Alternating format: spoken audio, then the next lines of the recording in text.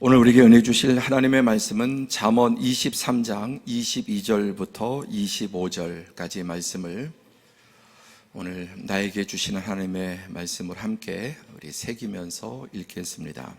잠언 23장 22절부터 25절 우리 다 함께 봉독합니다. 너를 낳은 아비에게 청종하고 내 늙은 어미를 경히 여기지 말지니라. 진리를 사되 팔지는 말며 지혜와 훈계와 명철도 그리할지니라. 의인의 아비는 크게 즐거울 것이요 지혜로운 자식을 낳은 자는 그로 말미암아 즐거울 것이니라. 내 부모를 즐겁게 하며 너를 낳은 어미를 기쁘게 하라. 아멘. 가정의 달을 맞이하고 또 코로나가 많이 이렇게 풀려서 어저께는 3년 만에 우리 어린이들 위한 어린이 잔치를 아주 성대하게 거행하게 됐습니다. 아이들 또 학부모들 이렇게 한 300명 넘게 참석을 해서 정말 즐겁고 재미있고 풍성한 시간을 갖게 됐습니다. 우리 교육위원장님, 또 부장님들, 교사들, 또 많은 분들이 봉사하셔서 우리 아이들에게 정말 좋은 모처럼의 시간이 되었고, 또 코로나로 많이 무너졌던 교육부서가 다시 회복되는 느낌을 받았습니다. 또 어저께는 동시에 우리 시니어들, 교회 만 70세 이상 시니어 선교회 3년 만에 또 이렇게 야외에 나가서 참 모처럼 바람도 쐬고 또 좋은 시간을 임진각에 또 가셔서 좋은 시간을 가졌습니다. 많은 성도들이 또 일에 헌신해 주시고 함께 봉사해 주셔서 감사합니다. 오늘 어버이 주일을 맞이해서 하나님께서 우리 각자에게 주시는 이 세상의 어버이 다 모두가 또 이미 어버이고 또 어버이가 되고 이런 과정을 특별한 상황과 일이 아니라면 다 겪어가는 우리 인생의 과정들입니다. 오늘 그 가운데 하나님의 말씀 제목 한번 같이 해볼까요? 시작! 그래서 부모, 그래도 부모. 아마 눈치들이 빠르시니까 벌써 이 제목 속에 무슨 의미가 담길 것인지를 이미 거의 대부분 이해하시리라고 생각합니다. 그래서 부모. 두 번째, 그래도 부모. 이것이 바로 하나님께서 우리에게 주신 귀한 음성인 줄로 믿습니다. 이 세상에 끊임없이 바뀌는 게 있습니다. 가변적인 것이죠. 그러나 영원히 변치 않는 불변의 것이 있습니다. 유행과 문화, 철학, 법, 심지어 도덕관념도 바뀌죠. 옛날에는 남존 여비가, 조선시대까지는 남존 여비가 도덕이었습니다. 그러나 그것은 대단히 사실 잘못된 비성경적인 잘못된 도덕과 윤리였다는 것을 우리는 알게 됩니다. 지금은 아직 완전하지 않지만 점점 아이들 또 여성들이 더 대우를 받고 또 점점 그 주권을 회복하는 시대라고 생각합니다. 역사상 우리 한반도에서 가장 좋은 세대를 살고 있는 여성들에게 축복합니다. 이전 세대는 그런 것을 한 번도 누리지 못했습니다. 앞으로 더 많이 물론 좋아져야 될 것입니다. 그러나 어떤 물리학의 법칙이라든지 전체의 법칙이라든지 특별히 진리는 영원히 변하지 않습니다. 온 우주 만물이 없어져도 하나님의 말씀은 1.1핵도 변하지 않는다고 말씀하셨습니다. 그렇기 때문에 우리는 변해야 되는 것은 계속 바꿔야 합니다. 끊임없이 바꾸고 탈피해야 합니다. 그러나 지켜야 되는 것은 절대적으로 사수해야만 하는 것입니다. 디모데후서 3장 1절 5절 지난 주일도 인용했지만 한 번 더 인용하지 않을 수 없는 것은 성경은 이미 이 시대가 어떻게 변할 것인가를 말씀하고 있죠. 너는 이것을 알라. 말세에 고통하는 때가 이르러서 사람들이 자기 사랑, 이기심이 더 깊어지고 돈을 사랑하는 것도 어느 시대보다 돈에 매여 살고 노예가 되고 그다음에 특별히 부모를 거역하는. 그래도 이 전 시대까지는 물론 아직까지도 이런 것이 많이 남아있지만 이 전 시대까지는 효도가 일반적인 현상이었습니다. 그러나 인류 역사 속에 이제는 이 시대는 어쩌면 더 이상 교회 외에는 효도를 기대하기 어려운, 부모를 거역하고 부모의 은혜를 망각하고 불평하고 원망합니다. 그리고 선한 것을 싫어하고 전부 다 조급. 여러분 얼마나 조급합니까?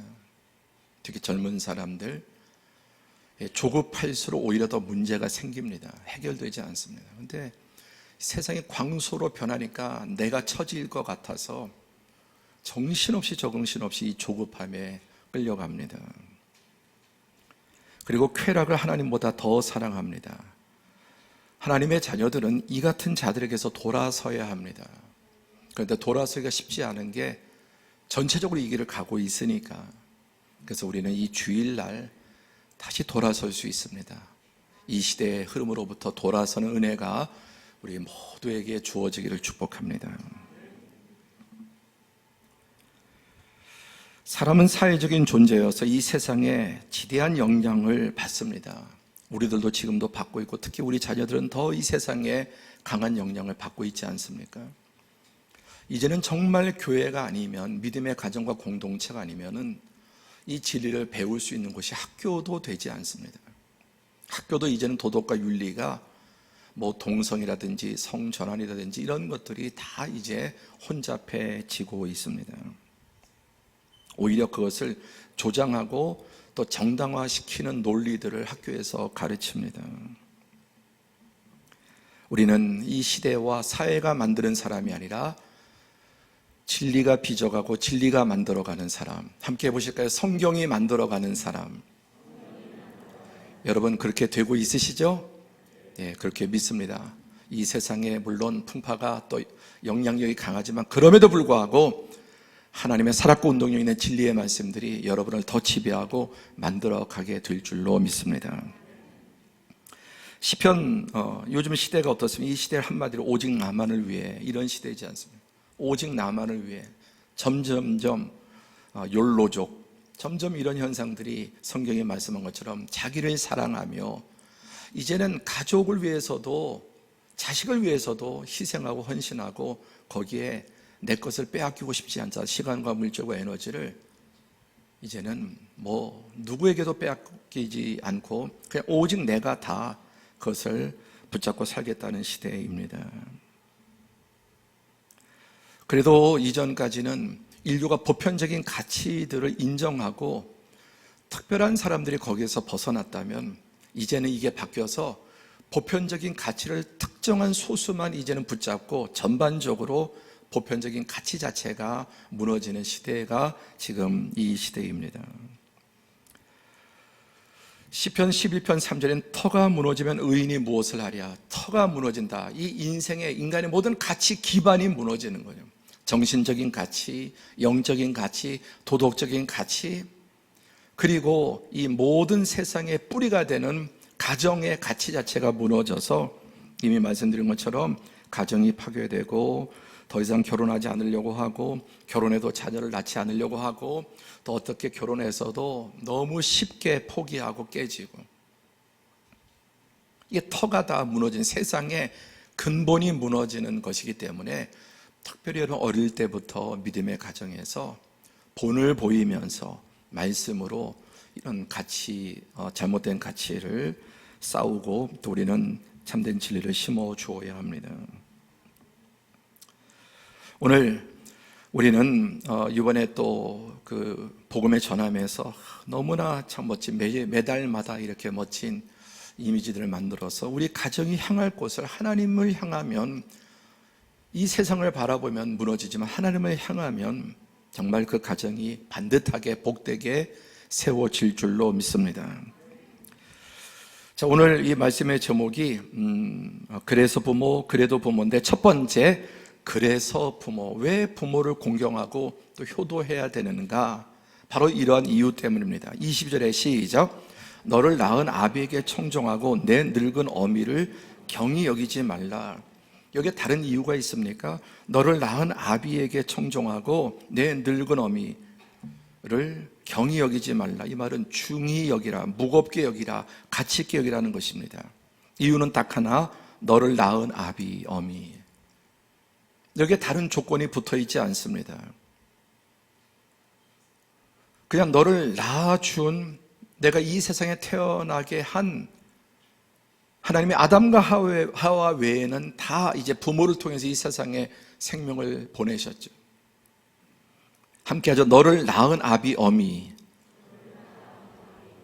다른 이유가 아니라 얼마나 훌륭하고 얼마나 부자고 재산을 많이 주고 나에게 최고의 교육을 시켜줬느냐, 그런 게 아니라 그저 너를 낳은 아비와 어미를 경히 여기지 말고 부모를 귀하게 여기라는 것입니다. 우리가 세상에서 가장 귀하게 여길 것이 하나님과 부모라는 것을 십계명은 정확하게 말씀합니다. 자, 너를 낳은 아비, 이유가 무엇입니까? 가장 근본적이자 중요한 이유는 바로 하나님께서 부모를 통해서 나를 이 세상에 보내신 하나님의 대리자고 하나님의 통로고 내 생명의 뿌리가 되기 때문에. 물론 어떤 분들은 왜 나를 갖다가 마음대로 낳았는데, 내가 언제 낳아달라 그랬어? 이게 악한 자식들이 부모에게 하는 저항이죠. 부모가 낳아준 게 아니죠. 또 그렇게 말하는 자식이라면 부모는 그런 자식 낳고 싶었겠습니까? 하나님의 주권 가운데, 여러분, 실수로 태어난 사람은 실수해도 하나님은 실수하지 않습니다.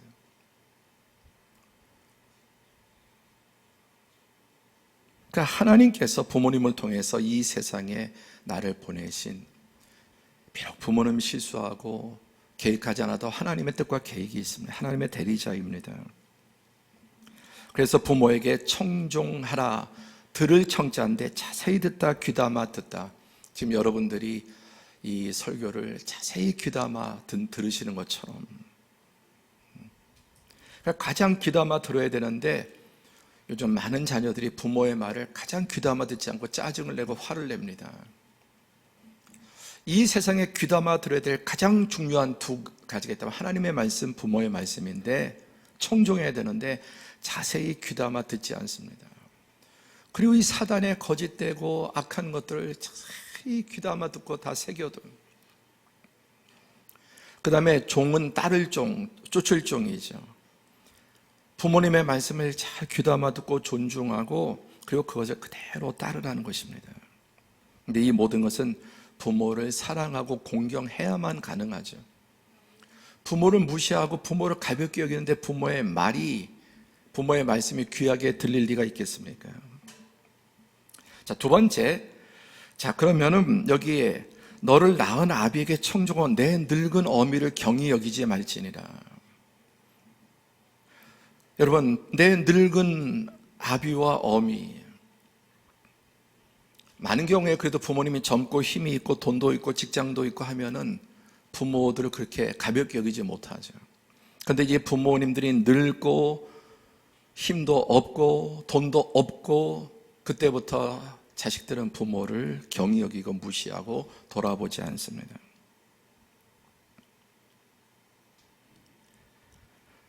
부모가 뭐 하다가 늙었을까요? 물론 원래 사람은 늙는 거죠. 뭐 하다가 늙었을까요? 자식 낳고 양육하고 키우느라 정말 허리가 휘도록 한 30년 가까운 시간에 부모는 자식에게 모든 것들을, 에너지와 시간과 물질들을 쏟아붓습니다. 그리고 그렇게 얻은 것을 다 자녀들에게 다 투자합니다.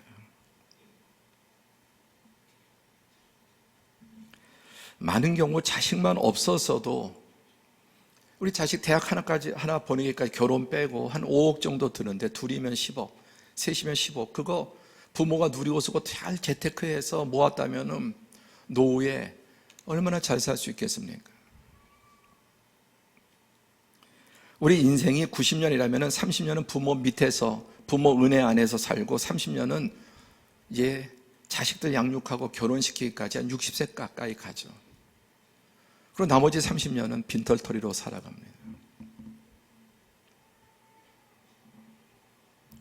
인생의 가장 중요한, 가장 좋은 시간에 30년을 자식들에게 거의 올인하면서 살아가지 않습니까? 우리 부모님도 그랬고 또 우리들도 지금 그렇게 여러분 다 살아가죠.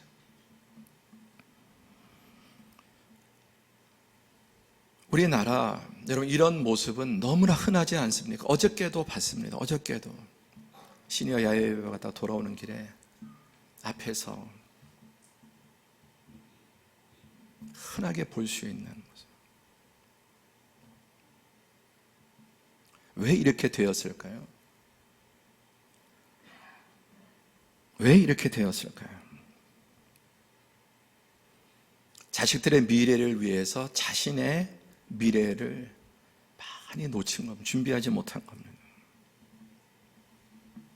물론 부자들이야 그렇지 않겠지만 부자들이 얼마나 그렇게 많겠습니까? 대부분 보통 서민들, 중산층들 이런 분들도 많습니다.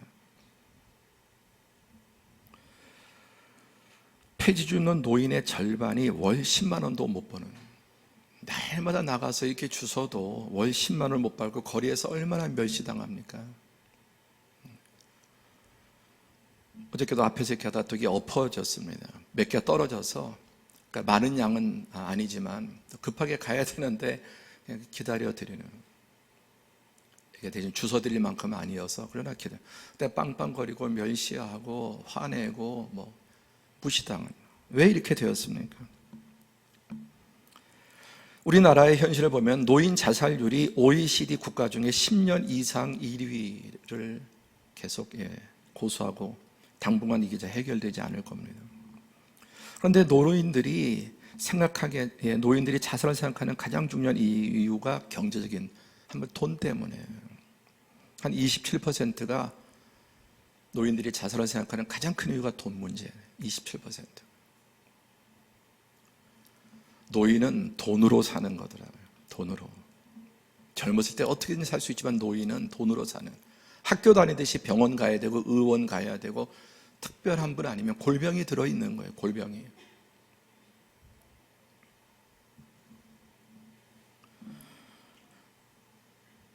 그러니까 심각한 문제가 우리나라 노인 빈곤층들. 그래도 또 그분들의 많은 노력 가운데 노인 복지나 이런 부분이 많이 참 다행스럽게 좋아지긴 했지만 아직도 이런 현상들이 많습니다. 사회적으로 멸시당하고 가정에서 멸시당하고 자식들이 돌아보지 않고. 그런데 여러분, 놀라운 것은 돈 있는 부모는 늙어도 힘이 있습니다. 돈만 있으면 힘이 있습니다. 그래서 오죽하면은 가짜 통장이라도 이렇게 쥐고 있으라는 거예요. 돈 없어도. 그럼 자식들이 부모가 돈 있는 줄 알면 함부로 못 대한다는 거죠. 그럼 우리가 드라마나 이렇게 보듯이 재벌이나 부자들은 나이가 들어도 권력이 있습니다. 부모가 나이가 들어서 힘이 없는 이유는 사실 딱 한 가지예요. 돈 없어서. 돈만 있으면 힘이 있습니다. 사회적으로도 자식들에게도. 그러니까 부모가 돈이 없으면 자식들에게도 대우받지 못하고 외면당하고 함부로 말하고 불순종하고. 그런데 왜 그렇게 가난해졌느냐 하는 거예요.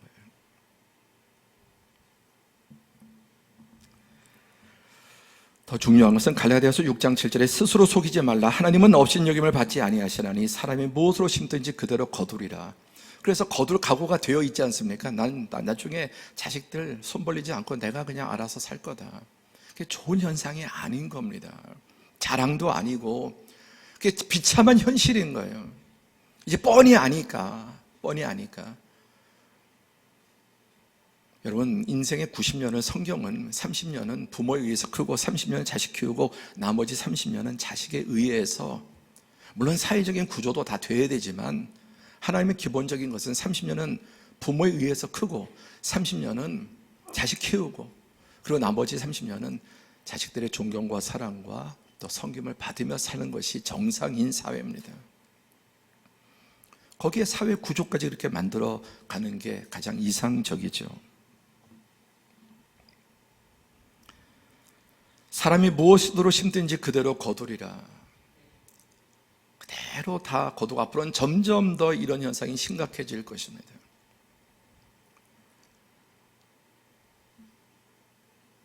노인들의 가장 심각한 첫 번째 돈 문제, 두 번째 외로움의 문제, 자식들이 돌보지 않는.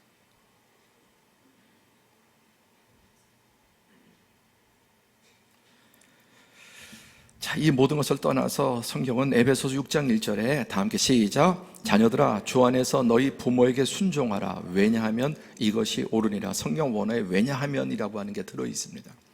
자녀들아 주 안에서 부모에게 순종하라. 왜요? 이것이 옳기 때문에. 자, 이 옳다는 말이 디카이오스라고 하는 원어인데요. 자, 이렇게 많은 뜻이 앞에 있습니다. 그 반대되면 이렇게 안 하면 뒤쪽에 해당되는 것이고, 이렇게 하면 부모에게 순종하고 부모에게 복종하고 효도하는 것은 디카이오스입니다.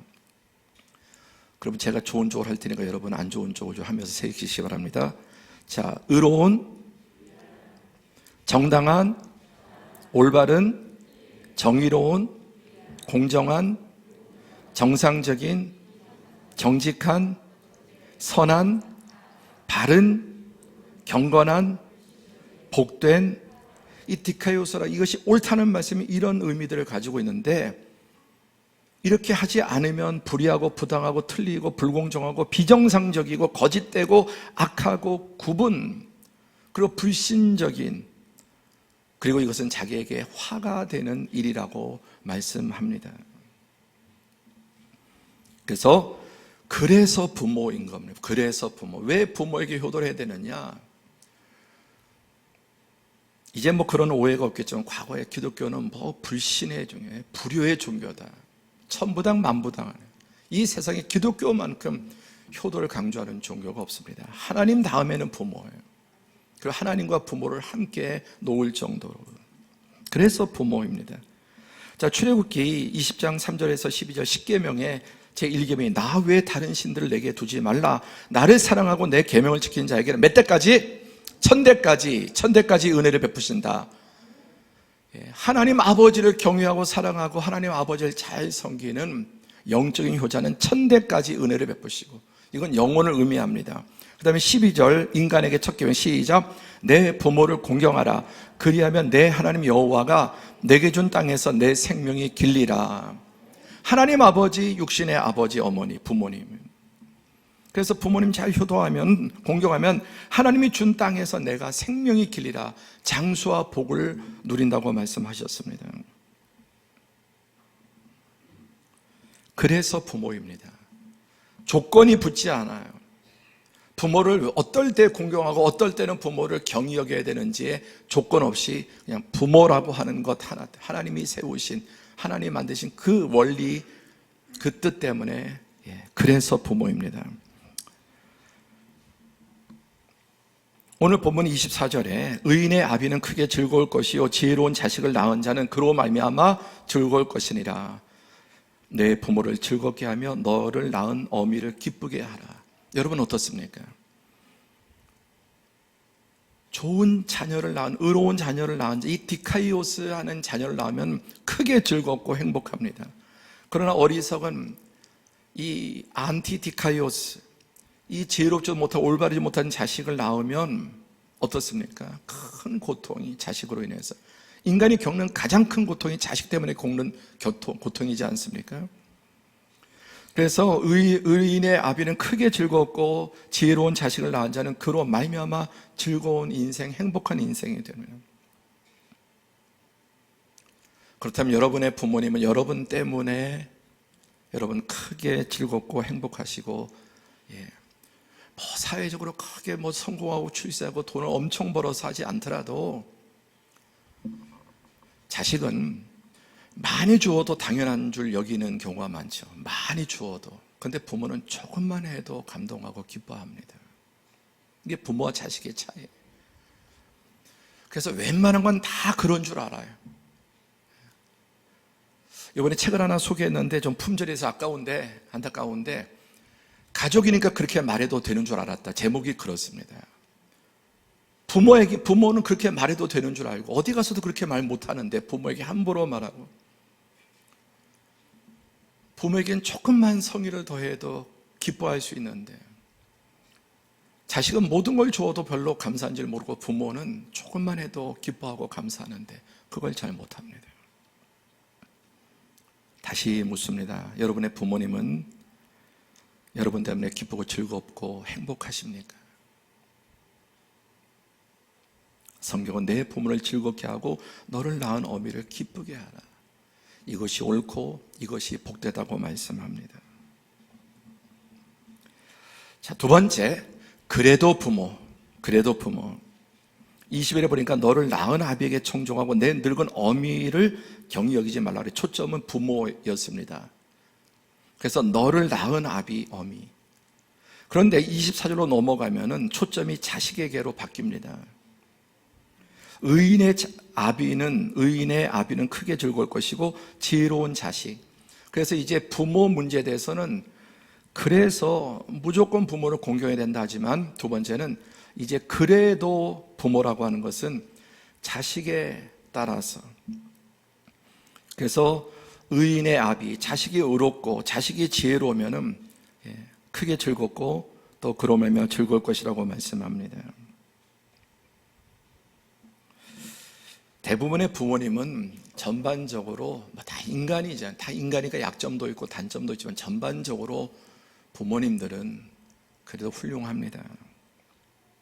그런데 일부는 부모님이 존경은 고사하고 깊은 상처를 남긴 부모도 있습니다. 오늘 일부 예배 끝나고 어떤 연세 많은 분이 가시면서 저는 고아였습니다. 그렇게 말씀하시고 어릴 때부터 그냥 어떤 버림을 받은 거예요. 대부분의 부모는 그래도 하나님 인간이 주신 본성이 있어서 그래도 좋은 부모님들이죠. 그러나 인간의 죄악성으로 망가져서 존경은 고사하고 가장 인생에 큰 상처와 쓴뿌리를 심어놓은 부모도 있습니다. 제가 목회하고 또 상담하면서 정말 듣기에도 눈물겹도록 마음 아픈 일들, 부모로 인해서 너무나 깨어지고 상하고 그 올무에서 벗어나지 못하고 심지어 70, 80세가 되어도 어릴 때 부모에게 받은 그 깊은 상처에 노예처럼 살아가는 분들이 있어요.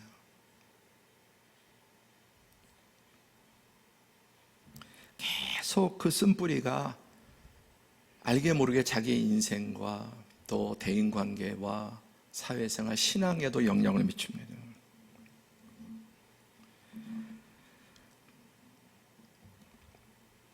이 부정적인 부모의 여러 가지 있지만 그 중에서 제일 여러분 아마 오늘 어버이 주이지만 기억하셔야 될 것은 가장 나쁜 케이스는 외도하는 부모, 혈기, 폭력, 언어 폭력. 이 네 가지. 혈기 부리고 외도하고 특히 폭력, 또 특히 또 언어 폭력. 이 네 가지는 이것을 행하는 부모는 절대 좋은 부모일 수 없습니다. 어떤 경우도 이러면서 좋은 부모일 수는 없습니다. 내가 좀 혈기는 있어도 그래도 이 혈기 한 방에 10가지, 100가지 잘한 거 다 무너지고 상처만 깊이 남는 경우가 많습니다.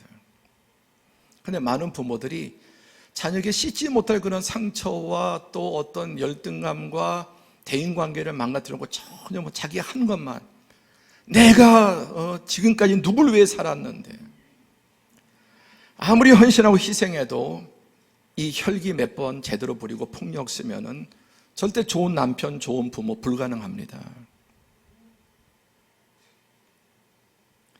자식이 너무 성품이 좋고 믿음이 좋아서 그걸 극복할 수는 있지만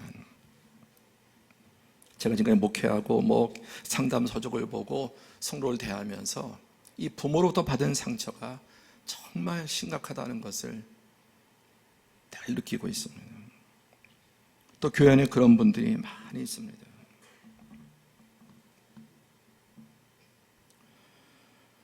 그렇게 어린 시절 또는 이렇게 폭언과 폭력과 혈기를 그러니까 화가 나면 주체하지를 못하고 마귀의 화신처럼 그렇게 혈기 부리고 이런 부모들이 있거든요.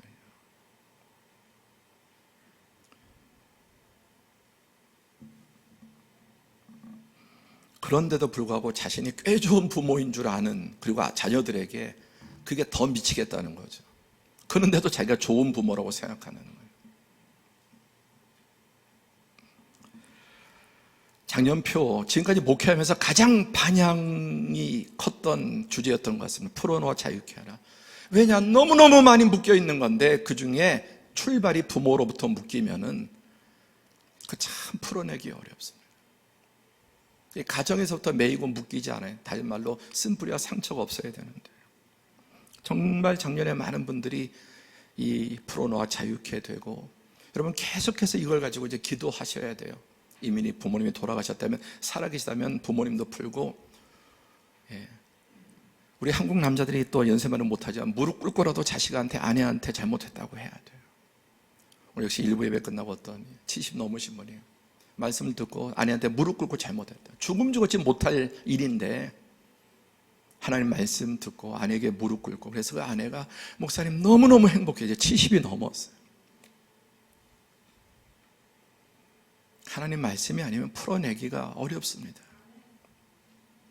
오늘 이 말씀에 찔리는 분은 아내와 자식에게 정말 깊이, 아니 무릎을 꿇어서라도 풀어주셔야 돼요. 결제 해지해야 됩니다. 이미 부모가 그럴 수 없다면 성령께서 예수님의 보혈로 풀어주시기를 바랍니다. 이게 돼야 금년 너는 복이 될지라. 자기가 묶여있는 사람이 누구에게 복이 되겠습니까? 그리고 아무리 상처가 깊어도 또 용서해야 합니다.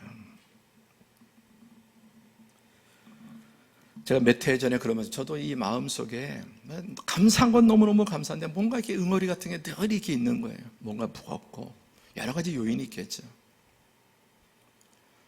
그래서 감사는 한데 별로 행복하지는 않고 기쁘지는 않는 거예요. 그 이유가 뭘까요? 그래서 이제 응어리라고 그러잖아요. 응어리.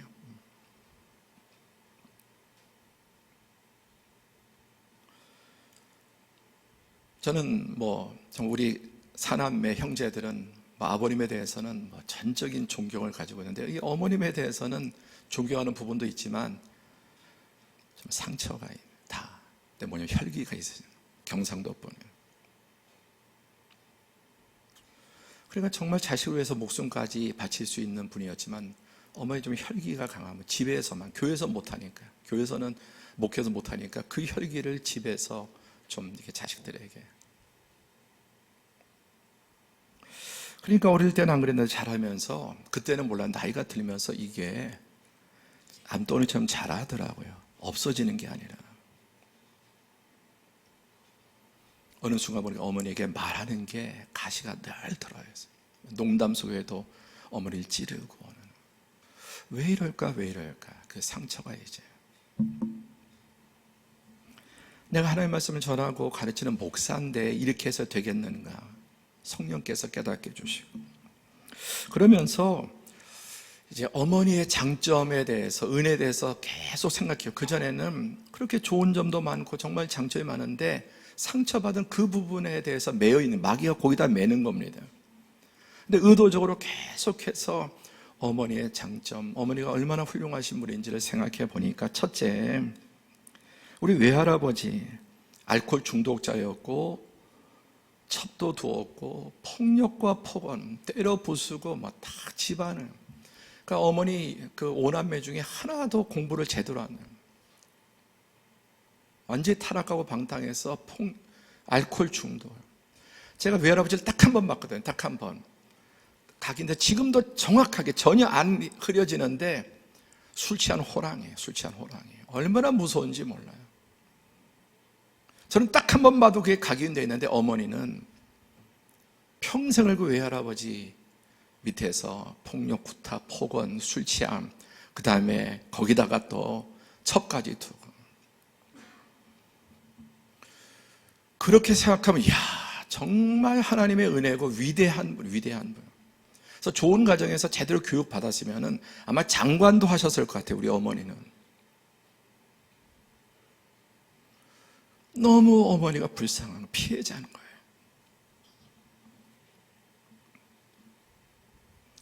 금년에 이제 3월 아버지 소천 6주기를 맞이해서 제가 예배를 인도하게 됐는데, 그 전에 이제 형님이 장남이니까 인도하고 그랬는데, 형이 이번에 외국에 가셔서 저에게 맡기고 제가 이제 줌으로 온 3대가 같이 어머님 계시고, 한 번도 자식들이 모여서 그런 얘기 해본 적이 없는 거예요. 제가 이번에 주제를 어머니의 장점을 나누자, 이제 말씀을 나누고 예배드린 다음에 우리 어머니, 할머니가 얼마나 훌륭한 분인지 하면 장점을 나누자, 그리고 나눴습니다.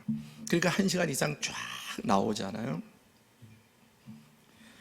그리고 아버지께서 살아계실 때 그 써놨던 어머니와 주고받은 편지가 있는데, 이제 어머니가 아버지에게 이렇게 이제 노후를 참 멋있게 사셨죠. 이렇게 이제 나눈 거예요. 어머니는 아버지의 장점을 이렇게 했습니다. 말씀을 꼭 믿는 것, 성경을 많이 읽는 것, 성경을 또 많이 암송한 것, 기도를 많이 하시는 것, 또 가정에서 잘 도우시고 마누라에게 자유를 주시고 또 남을 인생 일평생 남의 허물 뒷담하지 않으시고 미남이고 멋있고 순진하고 정직하고 마음이 넓고 부지런하고 신방 열심히 하고 겸손하시고 찬송 많이 하시고 늘 검소하시고 24개를 쓰셨습니다. 어머니가 아버지에 대해서. 그러니까 이런 것들은 우리 자녀들이 너무나 잘하는데 아버지가 어머니에게 쓴 것이 있습니다. 그 내용을 보면은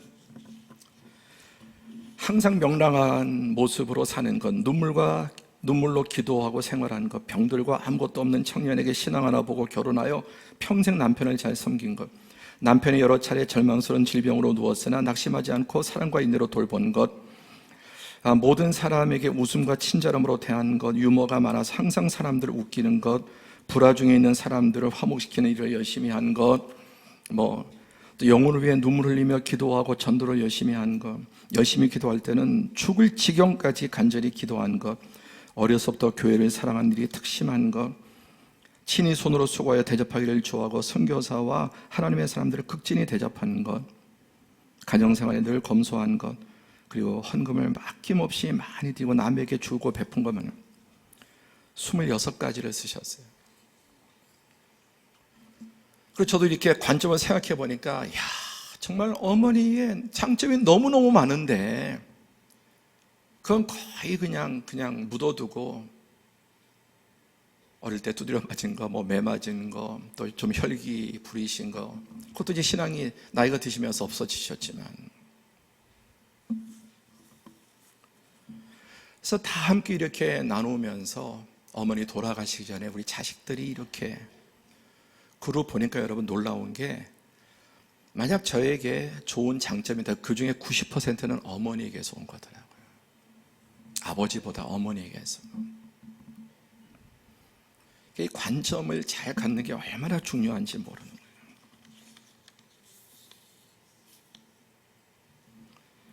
그래서 이제 그렇게 하고, 전에는 어머니 사랑한단 말이 안 나왔는데 이제는 사랑한단 말이에요. 그러니까 이 속에 이 응어리가 하나도 없이 싹 사라져 버렸어요.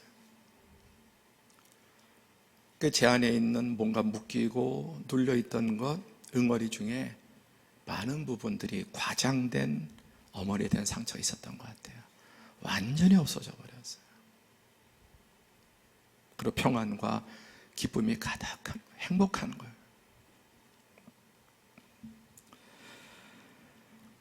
그래도 부모에게 받은 은혜와 희생이 더 크고, 아니 정말로 부모에게 받은 은혜보다 상처와 고통이 더 크다 할지라도, 그럼에도 불구하고, 왜? 부모님도 시대의 환경의 피해자예요. 만약에 우리 어머니가 자랐던 그 환경에 내가 자랐다면 생각해보면 끔찍한 거예요. 그걸 믿음으로 다 이겨내고 목회도 자녀도 다 잘 키우신 거예요. 여러분, 부모님을 긍휼히 여기세요. 부모가 잘못했어도, 문제가 있어도, 상처를 줬어도 불쌍히 여기는 마음. 부모들이 존경할 만하지 않으면 불효해도 될까요? 잠언 30장 11절에 아비를 저주하며 어미를 축복하지 아니하는 무리들이 있다고 그랬습니다. 그런 사람들은 어떤 결과가 초래되느냐? 자기 아비나 어미를 저주하는 자는 그의 등불이 흑암 중에 꺼짐을 당하리라. 인생에 가장 어려울 때 하나님께서 불을 켜주시는 게 하나님 경외하는 사람, 부모에게 효도하는 사람. 인생의 최악의 상황에도 하나님께서 평상시에 하나님을 경외하고 부모에게 효도한 사람은 흑암 중에 등불이 켜지는데 흑암 중에 등불이 꺼져버리는 거예요. 어떤 그에게 긍휼과 도움의 손길이 임하지 못한다는 겁니다. 더 나아가서 잠언 30장 17절 시작. 아비를 조롱하며 어미 순종하기를 싫어하는 자의 눈은 골짜기의 까마귀에게 쪼이고 독수리 새끼에게 먹히리라. 이게 인간이 받을 수 있는 가장 저주스러운 상태란 말이에요. 시체도 까마귀가 눈을 파먹고 독수리가 시체를 먹는다. 인간이 받을 수 있는 가장 큰 저주를 말해요. 그러니까 아비를 조롱하고 어미 순종하기를 싫어하는 자, 불효자들에게는 흑암 중에도 불이 꺼져버리고, 그리고 이러한 결국 그 인생이 결말이 어떠한가를 보여주는 것입니다.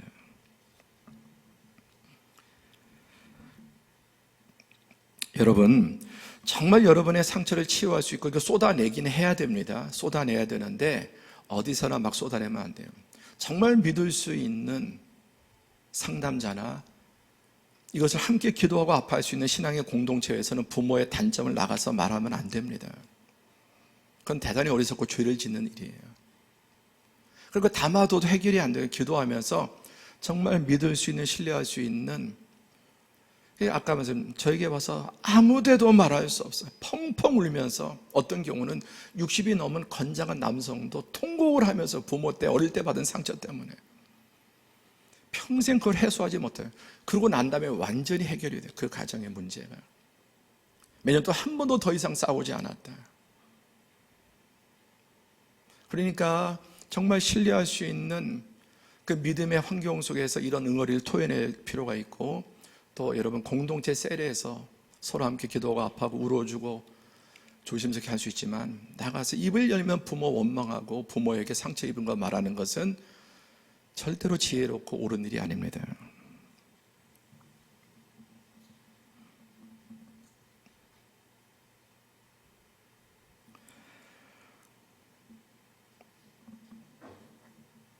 이것을 반드시 치유받고 지워야 종으로나 횡으로는 대물림하지 않고 다른 사람에게 알게 모르게 퍼져나가는 걸 막을 수 있습니다. 부모로부터 받은 이런 상처는 자기 내면의 인격적인 병이 되고, 대인관계에서도 특히 권위에 저항하고 정상적인 사회생활에 계속 걸림돌이 됩니다. 풀어놓아 자유케 하라. 오늘 여러분 마음속에 여기에 해당되는, 도무지 존경할 수 없고 효도할 수 없는, 정말 생각만 해도 속에서 분노가 끓어오는 그런 부모라 할지라도 용서하시고, 그럼에도 불구하고 그래도 부모입니다. 그게 풀려야 하나님과의 관계도, 이웃과의 관계도 풀립니다. 그리고 우리는 사회생활 속에서도 여러분 윗사람들 존중하고, 상사들, 또 자기보다 이 사회적 이렇게 윗사람들, 또 어르신들을 존중하고 존경해야 합니다. 한번 같이 읽어보죠. 시작. 사람은 자기보다 아래는 조금 경험해 보았어도 자기 위는 전혀 경험해 본 적이 없다. 함부로 윗사람들한테 말하는 게 아니에요. 자기 밑에는 조금 경험해 봤지만 자기 위는 단 한 번도 경험해 보지 않았어요. 내가 보는 게 다가 아니에요. 직장도 사회생활도 여러분, 내가 마치 다 살아보고 해본 것처럼, 나는 안 그럴 것처럼, 이게 어리석은 모습이에요. 자기보다 아래도 제대로 경험해 보지 못하고 살잖아요. 하물며 자기가 가보지 않은, 있어보지 않은 자리에 대해서 함부로 말하지 말고 비판하지 말아야 돼요.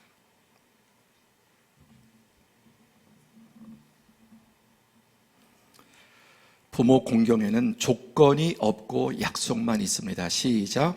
부모 공경에는 조건이 없고 약속만 있다. 부모라는 것 외에는 어떤 다른 조건이 없어요. 그래서 부모에게 해야 되고, 좋은 부모는 그렇지 못해도 그래도 부모에게.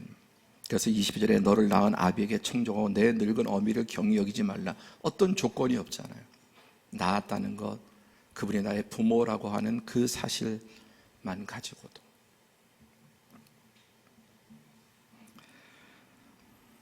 에베소서 6장 1절 3절 자녀들아 주 안에서 너희 부모에게 순종하라. 왜냐하면 이것이 옳으니라. 2절 시작. 내 아버지와 어머니를 공경하라.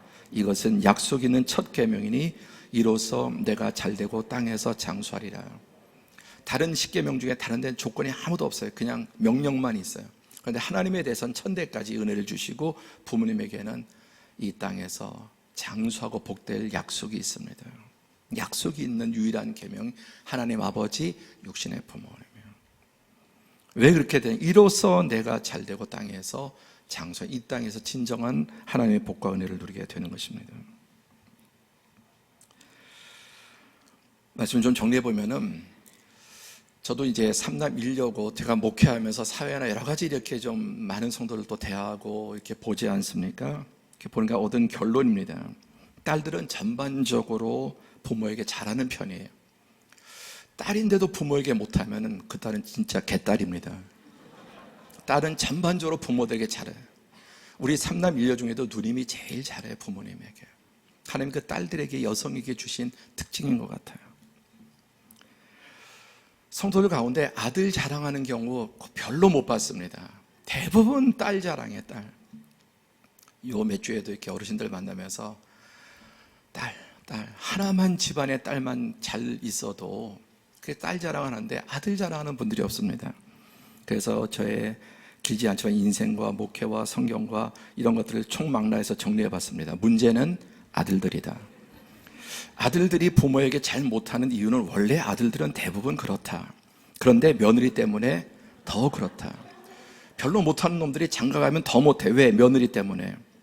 며느리들이 더 그런 이유는 자식도 키워나가고 그리고 친정과 그중에 제일은 미운 남편 때문인 경우가 많다. 남편이 정말 좋으면 며느리도 잘하는데 이 죽이고 싶은 남편을 낳아놓은 부모 잘하고 싶겠습니까? 그래도 딸과 며느리가 결국 답이더라고요.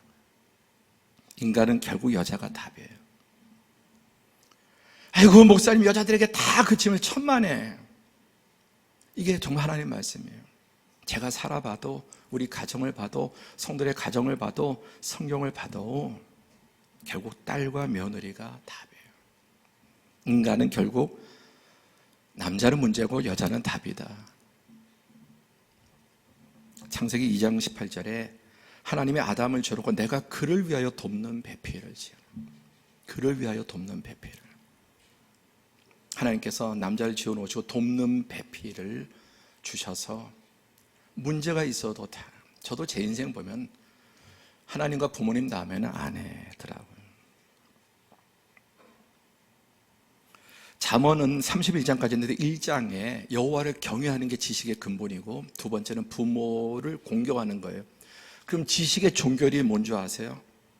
잠언 1장은 여호와 그 다음에 부모 공경으로 출발하는데 잠언 31장의 마지막 결론은 시작 고운 것도 거짓되고 아름다운 것도 헛되나 오직 여호와를 경외하는 여자는 칭찬을 받을 것이라. 그의 손의 열매가 그에게로 돌아갈 것이요 그의 행한 일로 말미암아 성문에서 칭찬을 받으리라. 이것은 여러분 성경에 없던 우리 조상들도 집안에 며느리 하나 여자 하나 누가 들어오냐 집안이 망하고 흥하고 결정된다 그랬습니다. 하나님 그렇게 세우신 법칙이에요. 그래서 이 모든 지혜의 끝이 뭐냐면은 고운 것도 아름다운 것도 다 헛되어요. 세련된 것도 헛되고 오직 여호와를 경외하는 자는 여자는 칭찬을 받을 것이라. 그의 손의 열매가 자기에게로 돌아가고 그가 행한 일로 말미암아 남편에게 자식에게 성문에서 칭찬을 받으리라. 옛날에 열여비를 세웠지 않습니까? 하나님의 법이 그래요. 저희 형제 중에서도 삼남일녀 누님이 제일 잘하더라고요. 그리고 감사하게도 삼형제 며느리들도 다 잘합니다. 그 중에 제일은 저의 아내입니다. 진짜 잘해요. 끊임없이 이런저런 갈등이 생기지만 왜 그런가? 하나님을 경외해요. 다 믿음이 있으니까. 믿음이 있으니까 다 이 믿음으로 화목하고 문제가 있어도 다 녹이고 그렇게 행복하게 살아가는 것입니다. 특별히 우리 서른여교회 여성들 축복하고 딸들 축복하고 그 중에 제일은 며느리들 축복합니다. 참 힘든 일이 많이 있겠지만 여자가 답이고 가정에서는 딸보다 며느리가 답인 것 같습니다. 잘하고 계시지만 앞으로 더욱더 잘하시기를 축복합니다. 결론 맺습니다. 부모에게 잘하는 방법이 있습니다. 어떻게 부모를 잘해요? 너무나 사는 게 빠듯하고 힘들고 자식 키워야 되고 모자라잖아요. 답이 있더라고요. 그게 뭐냐면 시작 자식에게 줄이고 부모에게 늘리면 됩니다. 자식에게 하는 거 생각해 보면 어떻게 해서도 하잖아요. 할 게 없는 게 아니라 자식에게 줄이고 그게 오히려 자식에게 좋습니다. 부모에게 늘리는 것입니다. 기도하겠습니다.